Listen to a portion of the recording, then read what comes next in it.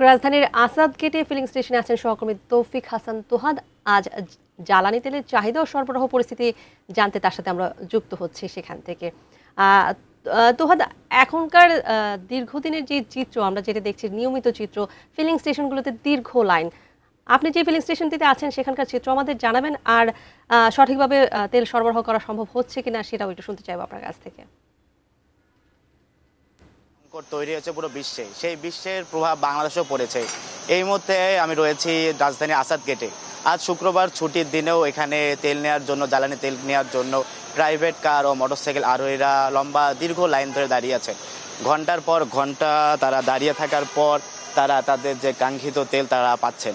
আমরা কথা বলেছি ক্রেতাদের সাথে, তারা বলেছে যে 6টার পর থেকে তারা দাঁড়িয়ে থাকার পর তারা তাদের তেল পাচ্ছেন। এবং কর্তৃপক্ষ যে ফিলিং স্টেশনগুলোর যে কর্তৃপক্ষ, সেই কর্তৃপক্ষের সাথেও আমরা কথা বলেছি।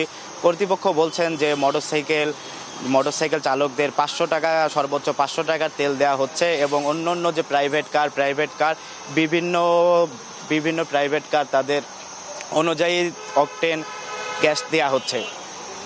সর্বনিম্ন 2500 টাকা থেকে শুরু করে সর্বোচ্চ 3000 টাকা পর্যন্ত গ্যাস অকটেন বিক্রি করছে কর্তৃপক্ষ বলে জানিয়েছেন। এছাড়া আমরা দেখতে পেয়েছি যে এই আসাদ গেটে যে ফিলিং স্টেশন দুটি রয়েছে, দুটির মধ্যে লম্বা লাইন আমরা দেখতে পেয়েছি। দীর্ঘ লম্বা লাইন, আসাদ গেট যে লাইন, সে লাইনটি দেখতে পেয়েছি মোহাম্মদপুর টাউন হল পর্যন্ত তাদের একটি দীর্ঘ লাইন তৈরি হয়েছে।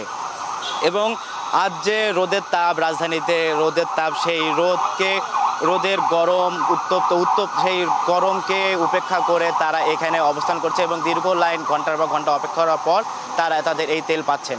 এবং সরকারিভাবে বারবার নির্দেশনা দেওয়া হয়েছে যে কোনো ধরনের তেল যদি মজুত করে রাখা না হয়।